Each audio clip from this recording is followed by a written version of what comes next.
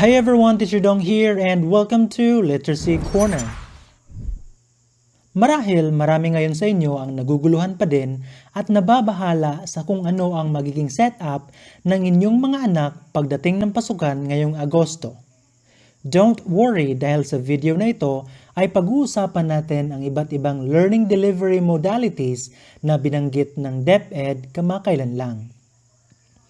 Ang mga iba't ibang learning delivery modalities ay face-to-face learning, distance learning, blended learning, at homeschooling.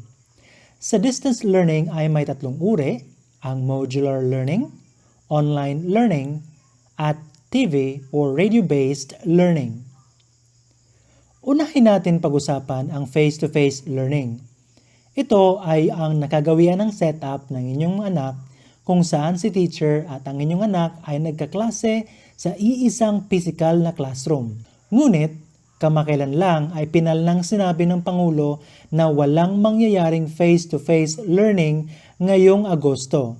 Ibig sabihin ay hindi po kailangang pumunta ng inyong anak sa paaralan.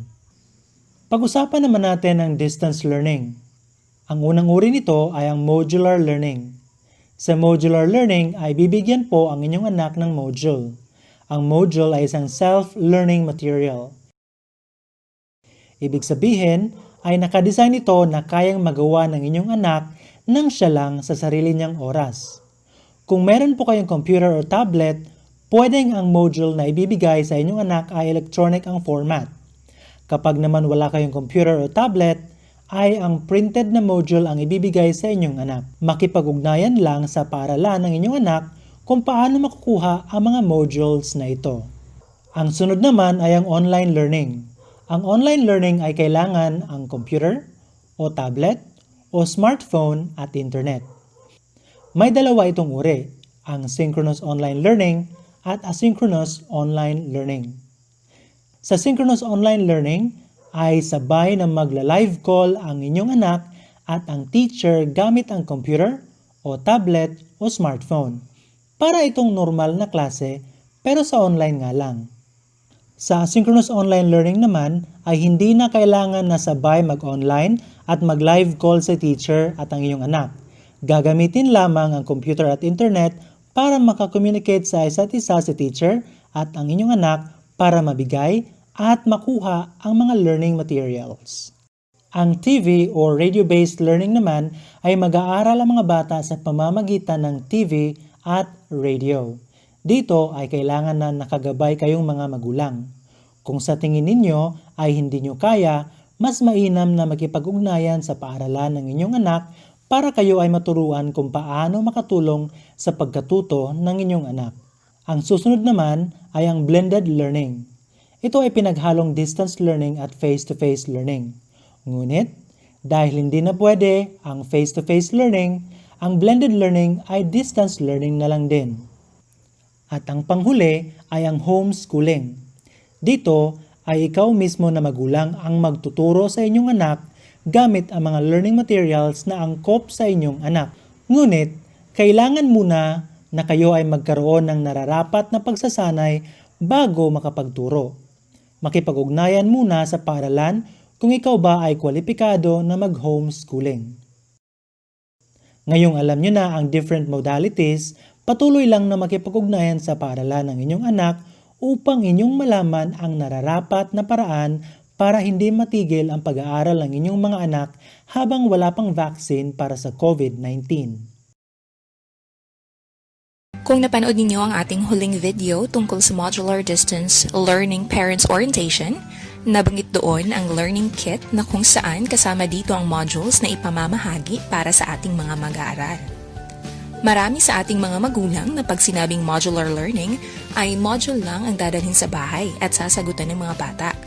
Ngayon, malalaman natin kung ano pa ang dadalhin o makukuha ng mga magulang bukod sa modules. Sa video na ito, ipapaliwanag rin kung ano ang learning kit at ang mga nilalaman nito at kung paano i-fill out o sasagutan ang mga ito. Ano ba ang learning kit? Ang learning kit ay bahagi ng pamamaraan sa modular distance learning na kung saan naglalaman ito ng mga bagay na makakatulong sa pag-aaral ng bata. Iisa-isahin natin ang mga nilalaman ng Learning Kit at papaano ito sasagutan ng mga mag-aaral, maging ng mga magulang o tagapangalaga o nakatatandang kapatid. Ano ba ang nakapaloob sa Learning Kit? Una ay ang module. Ito ang pangunahing kagamitan sa pagkatutong modular na pinili ng mga magulang sa LESF para sa kanilang mga anak. Ito ay naglalaman ng mga aralin ng mag-aaral sa loob ng 1 linggo. May mga paaralang hahayaang sa module isusulat ng bata ang kanyang mga sagot at may mga paaralan din naman na magbibigay ng worksheets na kung saan doon sasagot ang bata. Ang module ay binubuo ng iba't ibang parte na isa-isang sasagutan ng bata upang malinang ang kanyang kaalaman tungkol sa paksa. Narito ang mga bahagi ng module batay sa asignaturang Filipino ng Grade 5. Ito ay ang alamin, subukin, balikan, tuklasin, suriin, pagyamanin, isaisip, isagawa, tayahin, at karagdagang gawain. Matapos sagutan ng mag-aaral ang module, ay ibabalik ito ng kanyang magulang, tagapangalaga o nakakatandang kapatid sa kanyang guro sa itinakdang oras at araw. Kapag ang bata ay may di maintindihan sa aralin o siya ay nalilito, maaari siyang magtanong sa kanyang guro sa pamamagitan ng Facebook, Messenger, call o text sa itinakdang oras na ibinigay lamang ng guro o maaari niya rin itong ilagay sa Pupils Query Sheet. Ito ay kasama sa Learning Kit na ipapadala ng guro sa mga bata. Ang Pupils Query Sheet ay kasama sa Learning Kit na ibibigay ng mga guro sa mga magulang. Sa unang bahagi ng form na ito, dito isusulat ng mga bata ang ilang bagay na kanilang natutunan sa buong linggong pag-aaral gamit ang module. Dito rin nila isusulat kung sila ay nangangailangan pa ng karagdagang impormasyon tungkol sa isang paksa at kung mayroon silang isa o higit pa na paksang hindi naintindihan. Sa pinakaibabang bahagi naman ng form na ito, dito isusulat ng magulang ang kanyang katanungan para sa guro na may kinalaman sa pag-aaral ng kanyang anak sa loob ng 1 linggo. Matapos sagutan ng bata ang module, maaring silipin ito ng magulang, tagapangalaga o nakakatandang kapatid upang malaman ito kung nasagutan ba ng bata ang lahat ng bahagi ng module at isusulat ito sa Individual Learners Progress Report. Ang Individual Learners Progress Report ay isa rin sa mga nilalaman ng Learning Kit. Ito ay isang checklist na ang tanging sasagot ay ang magulang, tagapangalaga o nakakatandang kapatid base sa napag-aralan at nasagutang aralin ng bata sa module, kung ito ba ay natapos o hindi. Ipapadala rin ng guro kasabay sa Learning Kit ang class program. Ito ay magsisilbing gabay ng magulang at bata sa pag-aaral sa ipinadalang module. Makikita ng bata at ng magulang ang kaukulang schedule sa isang araw depende sa learning scheme na napili ng paaralan o guro. Maaari nila itong sundin bilang gabay sa pag-aaral ng bata sa isang buong linggo.